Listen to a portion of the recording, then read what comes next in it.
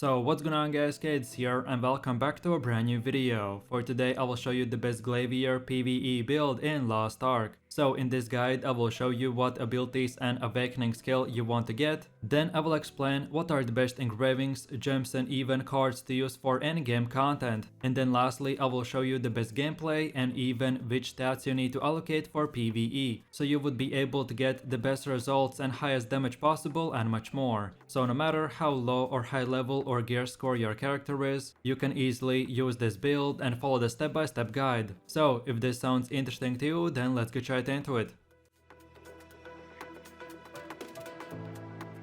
So Glaivier is a spear wielding martial artist. He is very fast paced class that has to use two different weapons. But as we are using the control engraving, we will simplify our gameplay by just using the first blue weapon, and in return we will increase our damage by plus 30%. So if you are looking for the best leveling, raiding, chaos dungeon or any other PvE content build, then this is the one for you. Okay, so now let's move over to the build itself, and these are the skills you want to have. So then for the first ability we have the Wind Splitter, and we want to use 10 levels to unlock the magic control, final decision and giant wheel. Then for your gems you want to get the damage increase gem, and then lastly for your rune you want to get the Gale Wind. Then for the second ability we have the Wheel of Blades, and we want to use 10 more levels to select the magic control, weak point detection and consecutive spin. Then for your gems you want to get both types, so one for cooldown reduction and the other one for damage increase. And then lastly for your rune you want to get the Judgment. Then for the next one we have the Flash Kick ability, and this time we only want to use 4 levels to unlock the excellent mobility. Then for your gems you want to get the damage increase gem, and then lastly for your rune you want to get the Rage. Then for the fourth ability we have the Vault, and we want to use 4 more levels to select the excellent mobility. Then for your gems you don't want to select anything, and then lastly for your rune you want to get the Protection. Then moving over to the next ability, which is called the Half Moon Slash, and we use 10 levels to unlock the Flurry Expertise, Final Decision and Blade of Tornado. Then for your gems you want to get both types, so one for cooldown reduction and the second one for damage increase.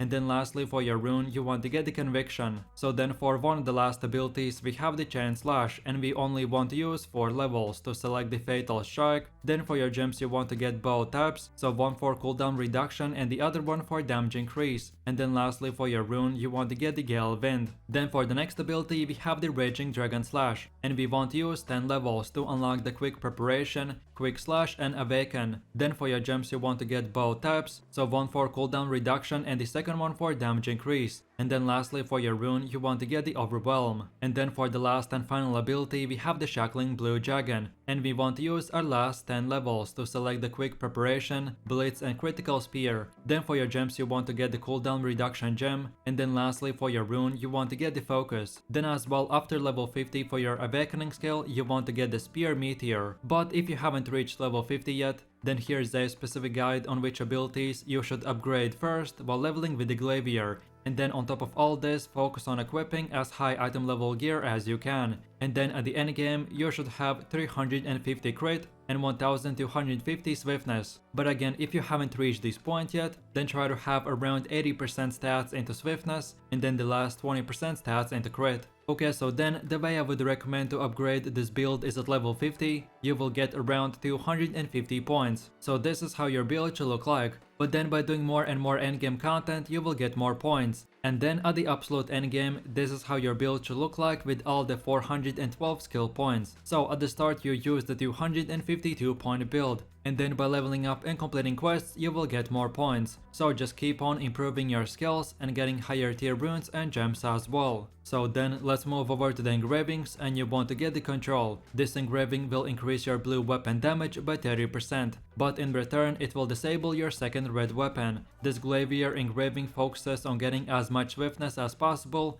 to reduce your skill cooldowns and making your gameplay as simple as possible. Then for the second engraving we have the Master of Ambush, and since your Glaivier relies on back attacks for the extra 10% crit rate, this engraving adds extra damage on top of all this. Then the next one is called the Adrenaline, and this engraving is needed to fix the crit rate and also provide some attack power increase. This engraving stacks is especially easy to maintain once you have high swiftness and cooldown gems in your endgame build. Then for the fourth engraving, you want to get the Raid Captain, because it synergizes with this build since you are stacking high swiftness, which increases movement speed. Then the next one is called the Grudge, and this is more advanced engraving that is recommended for tier 3 content. This Grudge is the most efficient engraving against mobs, and you will get your damage increased, but in return you will take 20% more damage. So when you get to the very endgame content, which is called the tier 3, then get this engraving, and before using it, get it to at least level 2, because at level 1 this engraving is not that efficient. And then for the last one, we have the Cursed Doll, and this is a significant attack power increase at the cost of 25% healing penalty. This penalty can be offset by paying more attention on dodging red AoE circles and by using healing potions more often. So then in my quick summary, I would recommend to get the top 3 engravings first and then the bottom 3. And then last but not the least, let's move over to your cards, and you want to get the Armen, Syria, Solas, King Tyrwane, Carmen, and Delane Armen. In general, these cards are an endgame system for maximizing your character, so you don't have to get them right away, but these specific cards will optimize your damage output in PvE even more.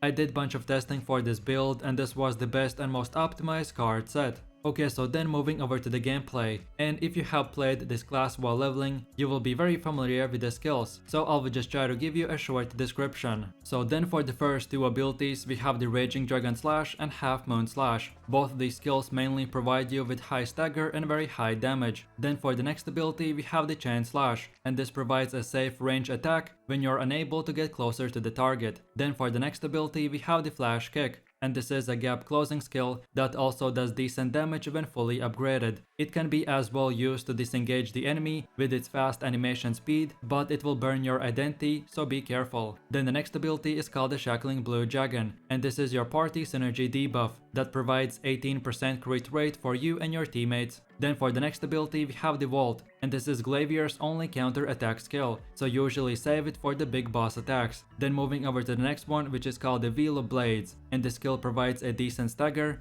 and it also has a good hit count to trigger the Conviction and Judgment Rune combo for your build. Then for one of the last abilities, we have the Wind Splitter, which is a filler skill that can be replaced with alternatives as well, but you mainly want to use it at the end of your rotation. And then last but not the least, for your Awakening skill, we have the Spear Meteor, and from both of our options, this is the highest damage Awakening skill. This ability will make your character throw the spear, which will then focus your energy onto the targeted spear area, and then when the spear strikes the ground, he will be making bunch of explosions, which will do massive amounts of damage. And then lastly, the last explosion will knock the enemies back. Okay, so then let's take a closer look at your base skill rotation. And first of all, you want to use the Flash Kick ability, then the Shackling Blue Dragon, then Half Moon Slash, then Chain Slash, then Wheel of Blades, then Shackling Blue Dragon again, then Chain Slash, then Raging Dragon Slash, and then lastly finish it off with the Wind Splitter. So let's see what we did in this rotation. But first of all, using the Flash Kick, we reposition ourselves at the back of the enemy for back attacks and 10% crit rate. Then we use Shackling Blue Dragon to debuff our enemies, and in return we will get plus 18% crit rate. Then we use the next 3 skills, which are our main damage abilities. Then if our Conviction and Judgment Rune combo got activated, then we get to use the debuff one more time, which is the Shackling Blue Dragon ability. But if the cooldowns did not get reset, then we just forget about this and use the next 3 final damage abilities, and that's about it.